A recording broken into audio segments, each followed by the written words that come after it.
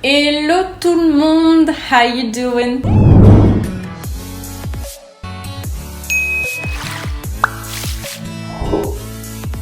J'espère que vous allez bien. Aujourd'hui, je vous retrouve pour une vidéo. J'ai eu cette idée un peu sortie de nulle part. J'ai eu envie de regarder des anciennes vidéos YouTube que je regardais il y a plusieurs années. Pour certaines, je pense, ça fait presque 10 ans. C'est pour vous dire à quel point elles sont vieilles. Et j'avais envie de me plonger un peu dans le vieux YouTube. Vous savez, ce YouTube qui était un peu le YouTube cocooning. En tout cas, pour moi, quand je me suis lancée sur YouTube, c'était un peu le coin des outsiders, entre guillemets. C'était un coin où on pouvait se confier, partager notre passion qu'on ne pouvait pas forcément partager avec des gens à l'extérieur de ce monde d'internet. Malheureusement aujourd'hui je trouve que ça a pris une tournure beaucoup plus hype dans le sens où je sais pas, si par exemple on devait comparer ça au film Mean Girls, YouTube avant c'était les gens normaux et YouTube maintenant c'est un peu les plastiques. Alors évidemment ça va apporter des choses positives, des contenus incroyables que j'adore regarder, mais je trouve qu'on a plus ce même esprit qu'avant, on est moins proche des gens qu'on regarde, donc du coup voilà, j'avais juste envie de m'amuser un petit peu et de regarder ça avec vous et qu'on puisse réagir ensemble et je pense que ça va peut-être vous rappeler quelques petits souvenirs également. N'hésitez pas d'ailleurs à me dire dans les commentaires si vous reconnaissez certaines youtubeuses ou certains youtubeurs. Je pense qu'on va surtout regarder des youtubeuses beauté parce que moi c'est comme ça que j'ai commencé et c'est toujours ce qui m'intéresse et c'est toujours ce que j'ai envie de partager avec vous, même si du coup YouTube c'est plus devenu un espace où je partage ma vie plutôt que mes make-up, parce que mes make-up ça reste vraiment sur Instagram. Donc si vous avez envie de voir ça d'ailleurs, n'hésitez pas à me suivre sur Instagram. Donc du coup c'est parti. Donc on va commencer avec évidemment la fameuse Ingrid Nilsson. Je pense que vous devez quand même la connaître. C'est une des youtubeuses les plus connues, surtout à l'époque. Et moi je la suivais depuis un bon moment. Et donc j'ai trouvé cette vidéo, le Blindfolded Makeup Challenge. Donc ça c'est vraiment un Makeup Challenge à l'ancienne. Je regarde, ça a été publié en 2013, donc ça fait presque 10 ans. Je vais me prendre un coup de vieux. Mais je viens de me rendre compte d'un truc aussi, la palette qu'il utilise sur elle. C'est les palettes Coastal Scents. Je sais pas si vous vous rappelez. Oh, il faut que je trouve une vidéo Coastal Scents. C'était tellement les palettes à acheter et à avoir à l'ancienne. Genre, j'en peux plus. JPP. Oh, Emily Noel. Je l'aimais trop. Ah là là. Le format de vidéo. Regardez-moi ce packaging. C'était tellement les palettes de fou, JPP. Franchement, j'en peux plus. Vous voyez comment c'était à l'ancienne. Les vidéos étaient courtes, c'était des vidéos sans prise de tête, genre voilà, on voulait parler d'un truc, on allumait la caméra et on parlait et ensuite on coupait, on mettait ça directement sur YouTube, sans miniature, sans montage. C'était la belle époque.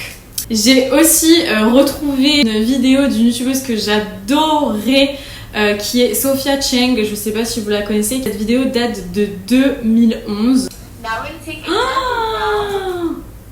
Elle utilise la palette Naked One, la première Naked palette de chez Urban Decay. Ah ouais, là on est tombé sur du très lourd. Déjà c'était à l'époque où on pouvait mettre de la musique sans qu'on soit complètement censuré par YouTube, hein, bien sûr. Mais j'adorais quand elle se maquillait à l'ancienne.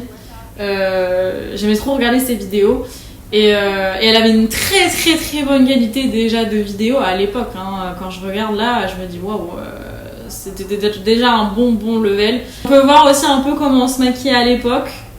Je trouve que ça ressemble quand même à ce qu'on fait maintenant, hein. Même si maintenant on a quand même les cut crease, on met beaucoup moins de choses sur le visage qu'avant. C'était du fond de teint très couvrant, beaucoup de bronzer, du contouring, beaucoup de blush. Ensuite on a le grand classique Get Ready With Me, My Weekend Routine. C'est que les routines n'étaient vraiment pas naturelles, tout était vraiment mis en scène. On a une vidéo de la chaîne That's Hurt, je pense que vous la connaissez. La vidéo date de 2013. Une petite intro avec l'effet iMovie des bokeh qui arrivent sur l'écran.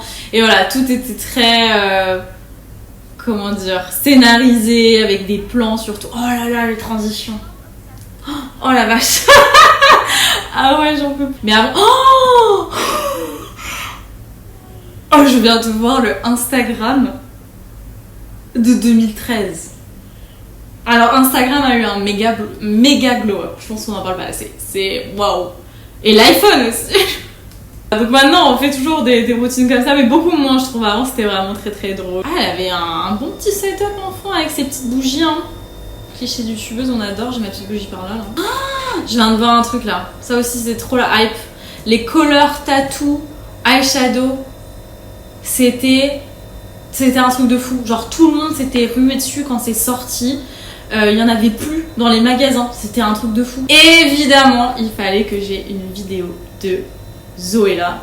Mais là, c'est plus précisément une vidéo de Chatter Joe qui est le frère de Zoéla. Et c'est la vidéo Zoéla helps me get ready for a date.